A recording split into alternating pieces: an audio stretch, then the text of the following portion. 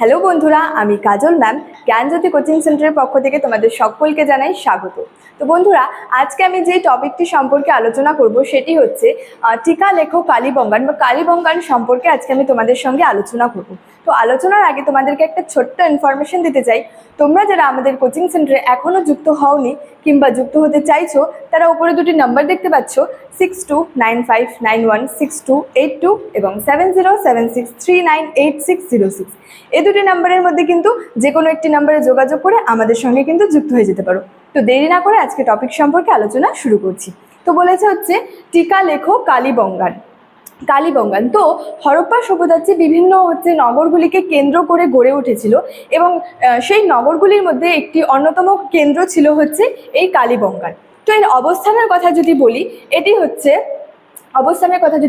হচ্ছে যে রাজস্থানের হনুমানগড় জেলায় হচ্ছে এই কালীবঙ্গান অবস্থিত। অর্থাৎ রাজস্থানের হনুমানগড় জেলায় এই কালীবঙ্গান অবস্থিত। এবং যদি বলি এই কালীবঙ্গান শব্দের অর্থ, তো এই কালীবঙ্গান শব্দের অর্থ হলো হচ্ছে কালো চুরি।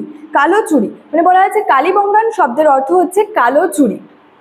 এবং হরপ্পার মতো কিন্তু এখানেও হচ্ছে যে বাড়িঘর এবং রাস্তাঘাটগুলি কিন্তু পাওয়া গেছে। এবং বাড়িগুলি যে ছিল, এখানে যে বাড়িগুলি ছিল সেগুলি হচ্ছে কাঁচা ইটের তৈরি ছিল। এবং এখানের যে জল নিকাশি ব্যবস্থা ছিল সেখানে কিন্তু অনুপস্থিত ছিল। অর্থাৎ হরপ্পার মতো এখানে বাড়িঘর রাস্তাঘাট পাওয়া গেছে এবং বাড়িগুলি যে ছিল যে সেগুলি হচ্ছে কাঁচা ইটের তৈরি ছিল এবং যে জল নিকাশি ব্যবস্থা কিন্তু এখানে অনুপস্থিত ছিল।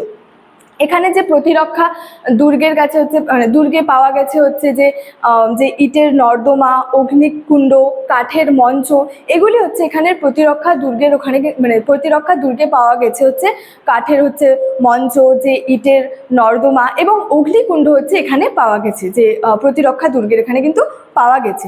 আচ্ছা, সেখানে যদি আবিষ্কার সমূহের কথা যদি বলি, যে আবিষ্কারসমূহ, যে কালীবঙ্গানের জনবসতি থেকে আবিষ্কৃত হয়েছে হচ্ছে যে তামার কুঠার, তামার বালা, পোড়ামাটির বালা, পুঁতি, ঝিনুক, এগুলি কিন্তু এখানে আবিষ্কৃত হয়েছে। কালীবঙ্গানের জনবসতি থেকে এগুলি কিন্তু আবিষ্কৃত হয়েছে।